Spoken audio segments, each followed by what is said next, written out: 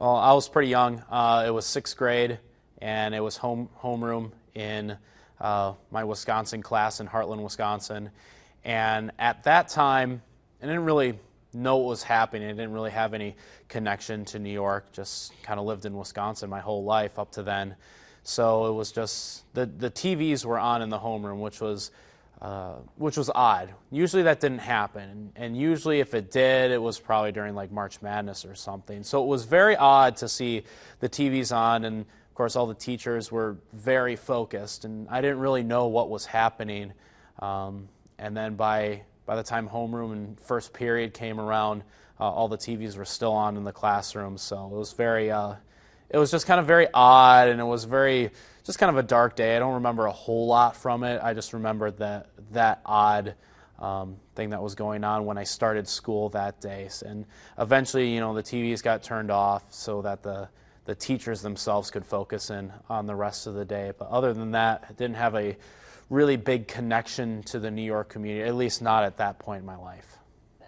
Yeah, just from learning what happened that day and the weeks after, just kind of understanding what had happened to our country. But really what made it real for me was actually visiting the 9/11 Memorial in New York at Ground Zero right after the 10th anniversary when they opened up that memorial area there where the two towers used to stand, and now they have the waterfalls there.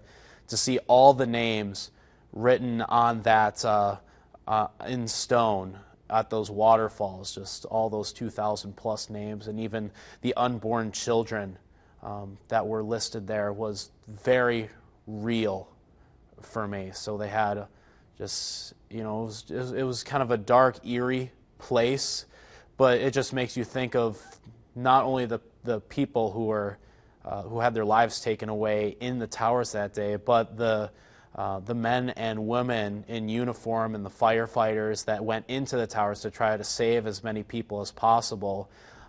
Their names were listed too, so it was just a new appreciation of what those people do to protect our lives, and even going as far as endangering their own to make sure that we're safe and our freedoms are safe. So that's when it really hit me, and that was just a couple of years ago. So yeah, that's something I'll always remember, almost more so than that exact moment when the towers went down when I was oh so young. It was just that real moment, being in New York and seeing the memorials. And I want to add that not only there, not just where the two waterfalls are, they still have part of the original tower that was left standing. I think it was one of the elevator shafts there. So they have that protected and sealed away. And it's just like, it's incredible that's still standing. That's a real piece of the original Twin Towers that stood there in New York, New York. So just a very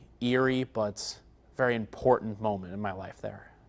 That was more in high school because I was still in middle school when that happened. So being that young, just being 11, 12, 13 years old and not having any true ties to New York at that time, I was a little disconnected from it, and I didn't fully understand what that meant, not only to me personally, but to our country as a whole. But once we got in high school, started to mature and understand that this is terrorism. Like, we can always hear about, World War I and, Pearl Harbor and World War II and the other wars that we fought overseas as part of history class, but this was current events, and this was something that we had never experienced in our lives as middle schoolers and as high schoolers. So it was definitely a very changing experience in our lives, and knowing that our country would never be the same again. So we started reflecting on it more and more as each year passed.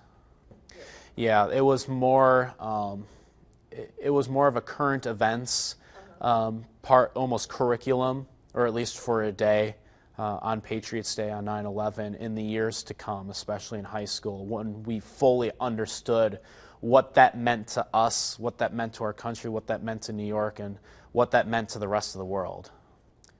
We saw the tower go down. We saw the first tower go down on live TV. And at that moment, I mean, I was pretty young. I was 11 years old when that happened, so I didn't fully understood what that meant, but I knew that that was bad. And that's basically the only thing I remember really clearly about that day when I was 11 years old, was actually seeing the tower go down on live TV, and just like no one said anything during homeroom or our first period. So that was really the only truly vivid moment of my memory there.